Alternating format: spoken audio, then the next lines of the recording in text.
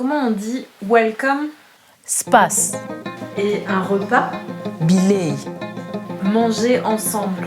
Ambhavra bukhun. Tokolia. On va manger, donc koyamba. Je te reçois, donc je t'accueille de tout mon cœur. Tu quittes le rivage où tu venais souvent pour un lointain voyage, peut-être sans espoir. Il s'est passé 5 ans depuis le dernier banquet des Antipodes. 5 ans et une loi immigration. Alors remettre le couvert, c'est une manière de poser un pied dans la porte tant qu'on le peut et de lutter pour des valeurs d'accueil et d'hospitalité chères à l'association. L'ADN d'Antipodes, c'est une volonté farouche de tisser des liens. La conviction que d'autres récits sont possibles et que l'imaginaire est un levier de transformation. Donner vie à ce banquet, c'est un pari ambitieux qui suppose un travail de longue haleine sur le territoire, de nombreuses rencontres, des ateliers, des désamorçages d'a priori, des barrières idéologiques à faire tomber, des métissages de cultures et d'usages. En octobre 2024, à Chevagny, pour déjouer une sorte de fatalité qui réclame idéalisme, énergie et proximité, Antipodes a proposé une occasion de penser différemment et de s'interroger collectivement. Malgré un sentiment d'impuissance et un vertige contextuel, que pouvons-nous faire, ici et maintenant ?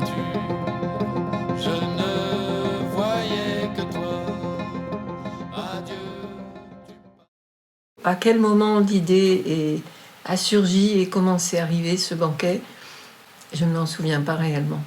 En fait, tous les projets de l'association Antipodes, ils viennent un peu naturellement. Je suis conteuse et pour moi le conte c'est la manière la plus facile de rentrer en lien avec les personnes qui sont en face. Or nous sommes tous faits de récits et d'histoires, puisque déjà si on est né c'est parce qu'il y a eu une histoire préalable. Si nos parents, nos grands-parents, nos arrière-grands-parents ne s'étaient pas rencontrés, on n'existerait pas. Et donc cette vie-là, elle est racontée dans les récits, dans les contes, dans les nouvelles, dans les mythologies. Et on s'aperçoit que les histoires sont les mêmes partout, avec des variantes. Et finalement, manger, ça a été une préoccupation des humains. Et la manière de préparer le repas change suivant les pays, mais finalement, on fait tous la même chose. On prépare pour partager, on mange.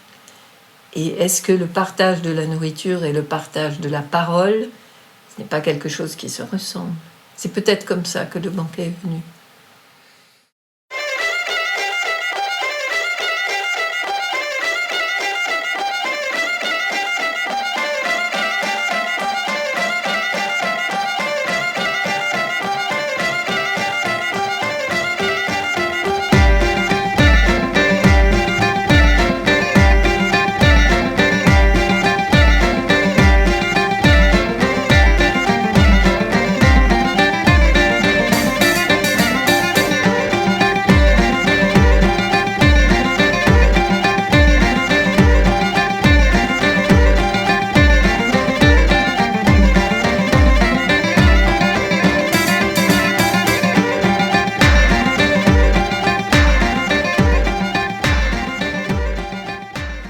Maman Claudine, ils disent maman, bon, il y a des enfants presque que j'ai rencontrés quand je suis arrivée ici en France.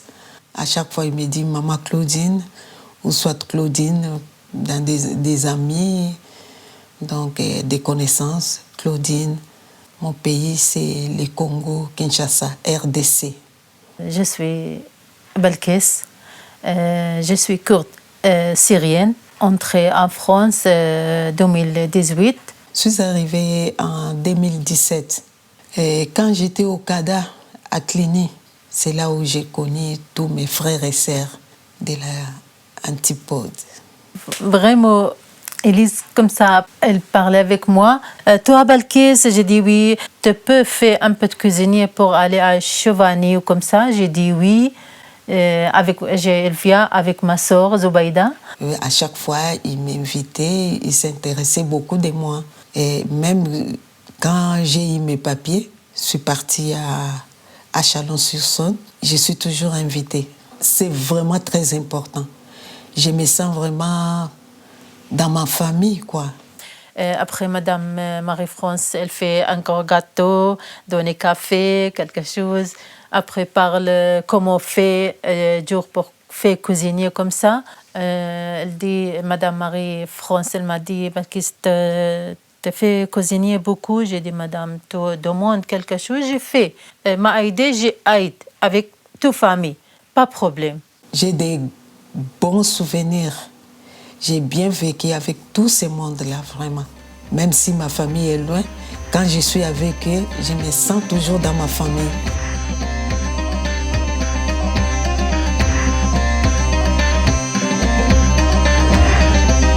Il y a des rencontres qui transforment. Elles naissent autour d'une table, dans la chaleur d'une cuisine. Il y a des mains qui apprennent, qui imitent, qui tremblent d'abord puis osent, comme pour dire « je veux comprendre ». Il y a des silences qui en disent long, des regards qui s'apprivoisent, des rires qui éclatent au détour d'un malentendu. Ce banquet, ce n'était pas un simple repas. C'était une traversée, du connu vers l'inconnu. Accueillir et être accueilli. Où est la frontière? Qui tend la main? Qui ouvre la porte? Alors, notre première rencontre, en fait, on était un peu stressés parce qu'on se demandait comment on allait communiquer. On s'est dit, il faut quand même qu'on rencontre Balkès avant pour savoir ce qu'on attend l'un de l'autre. Donc à Monceau, nous avons été accueillis comme des rois dans l'appartement de Balkès. Elle avait préparé des friandises, elle avait préparé à boire, à manger. Alors j'ai dit, oh, faites un café à la grecque. Alors j'ai fait un premier impair, on m'a dit non, c'est pas un café à la grecque, c'est un café à la mode syrienne. Bref, on a tout de suite échangé, on devait faire une liste d'ingrédients. Alors c'était assez épique parce qu'on était sur nos téléphones portables et on essayait de traduire comment on disait carotte, comment on disait goulgour, voilà. Pour nous expliquer, elle allait toujours chercher dans sa cuisine une fois le boulgour pour nous montrer que c'était telle moulure de boulgour, pas trop fin, pas trop gros. Après les deux entrées chez moi, vraiment, comme ça donnait moi énergie positive. Tout de suite, j'ai dit, je connais les deux, ça fait longtemps, comme ça. Mon cœur, elle aime les deux. Oui, je sais pas.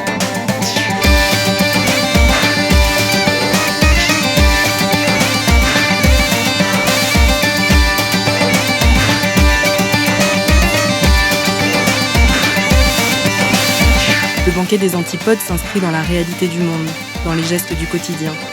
Mais au-delà d'un simple repas et loin d'être un projet d'intégration classique, il propose une inversion des rôles et des perspectives. Les nouveaux arrivants ne sont plus seulement les accueillis, mais les hôtes, les passeurs de récits. Cuisiner devient un acte performatif, un moyen de donner à voir et à ressentir une expérience partagée, où la mémoire des exils et des racines se traduit par des saveurs et des savoirs. La preuve, c'est que quand on voit de près l'autre, on voit qu'il n'est pas dangereux, il n'est pas différent de nous-mêmes, et que même il nous apporte quelque chose, parce qu'il est quand même un peu différent. Tout d'un coup, parce qu'on a accès à cette personne, qu'on lui parle, elle vous a préparé quelque chose avec toute son âme et tout son cœur, et là on est touché.